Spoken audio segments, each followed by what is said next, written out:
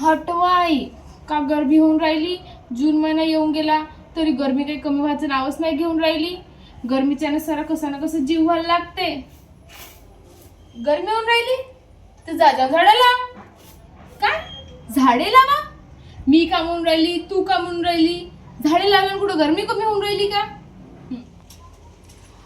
अव बाई, आमच्या काळात कुठे कूलर न पंखे होते तरी आम्हाला गरमी होत होती का? नाही, काऊन नव्हती होत. आमच्या वावरात मोठे मोठे झाडं होते, मस्त जंगल होते, त्याच्यापायी गरमी नव्हती होत.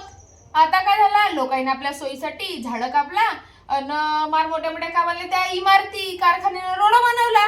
मग कशी नाही होईल गरमी? त्याच्यापायी वातावरण खराब झाला, सारा ऋतूचा चक्र बिघडला. पावसाळ्याचा उन्हाळा झाला, उन्हाळ्याचा हिवाळा झाला. कधी ऊनच पडते, कधी मधातच पाऊसच येते, कधी रात्री थंडीच लागायला लागते.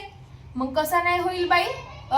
सांगतो बाई, आताही वेळ नाही गेली आहे बरं. झाडं लावणे सुरू करा आणि पर्यावरणाला आणि स्वतःलाही वाचवा.